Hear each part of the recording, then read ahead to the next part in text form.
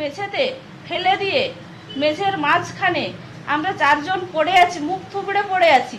তারপরে তারা চতুর্দিক থেকে আমাদেরকে লাথি, কিল, চড় মানে ব্যাপকভাবে আমাদেরকে এলোপাথাড়ি মারতে থাকে।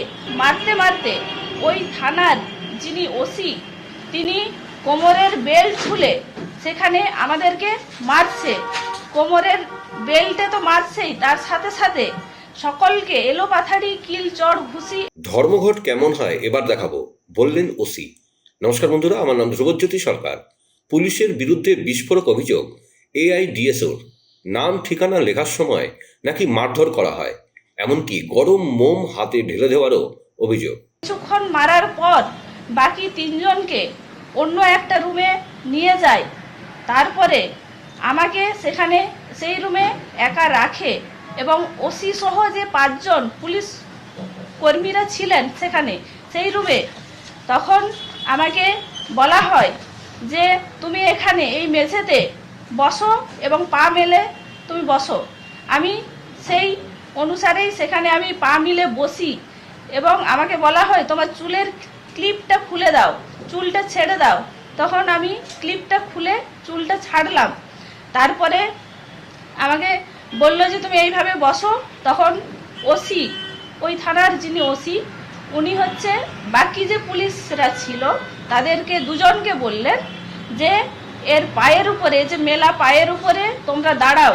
তারপরে আমি যাতে যখন মারবো তাকে বেত দিয়ে আঘাত করব, যাতে পাটা না সরিয়ে নিতে পারে সেই জন্য তাদেরকে দাঁড়াতে বলেছিল। সেইভাবেই তারা আমার পায়ের উপরে দাঁড়িয়েছিল এবং ওসি সেখানে সেই লাঠি দিয়ে পরপর আমাকে বেত মারতে থাকে।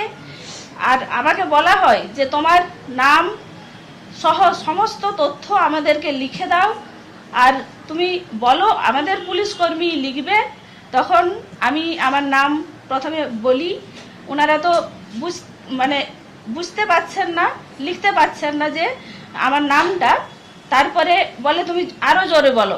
তখন আমি বললাম, যখন তারা পারছে না লিখতে, অসভ্য ভাষায়, অশ্লীল ভাষায় আমাদেরকে গালিগালাজ করছে যে এরকম তোমরা ইউনিভার্সিটি গেটে কি কারণে গিয়েছিলে, কি উদ্দেশ্যে গিয়েছিলে।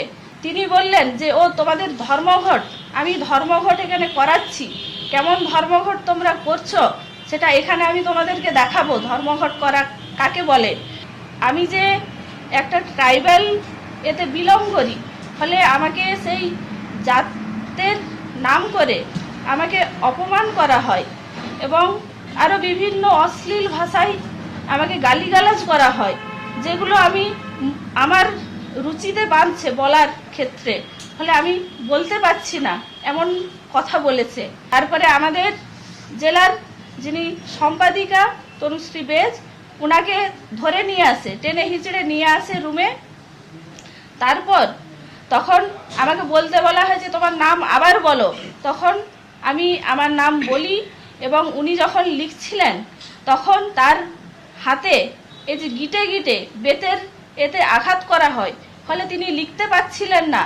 তাই তাকে চুলমুঠি ধরে আবার তাকে নিচে ফেলে দেওয়া হয় এবং লাথি মারা হয়। এরকম এলোপাথাড়ি তখন লাথি মারতে থাকে। ওসি বলল যে মোমবাতি নিয়ে আসো।